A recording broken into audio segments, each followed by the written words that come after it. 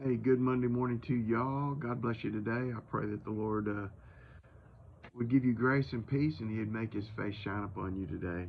Um, Verse for today, Matthew chapter 5, talks about being light. In Matthew chapter 5, starting in verse 14, Jesus says, "You are the light of the world." He says, "A city that is set on a hill cannot be hidden." And He's making a reference to if you've ever been up on a mountain looking down on a city at night and you see all the lights, you can't hide it. It's there, and that's the reference he's making. So he says that a city that's set on a hill cannot be hidden. He said, "Nor do you light a lamp and put it under a basket, but you put it out on a lampstand so that it can give light to all who are in the house."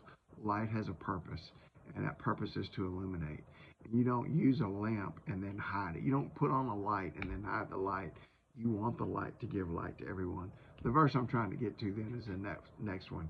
He says, "So let your light so shine before men that they may see your good works and glorify your Father who is in heaven."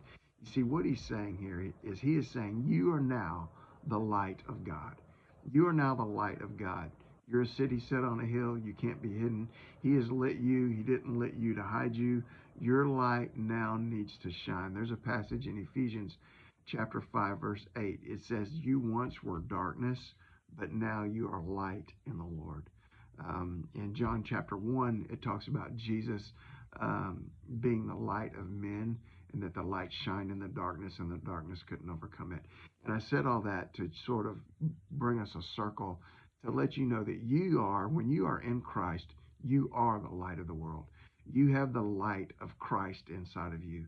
I think I said a few weeks ago, you're not just reflecting the light, you are the light. And so now he's saying we need to let that light shine. People ought to be able to see our lives, and through seeing the light that shines in our lives, they ought to glorify God who is in heaven.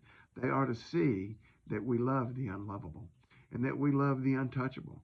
They ought to see that we are forgiving of those who hurt. They ought to see that we have a peace that overcomes this world. They ought to see that we have a joy and a peace that walks us through all of the darkness and all of the difficulties of life. They ought to be able to see how we can overcome the enemy and overcome sin. They ought to see the way we talk to other people, the way we treat other people. They ought to see our love, our compassion. They ought to see grace coming through us and mercy coming through us. They ought to see in our lives Christ. That's the light that we have. And so he says, "Let your light so shine before men that they see your good works and glorify your Father who is in heaven." The only way to do that, y'all, is to stay close to Christ and let that light shine so that we can let it shine wherever we are. God bless you guys. Get out there, faith the rest of this day. Let that light shine. God bless y'all. Love you. Bye.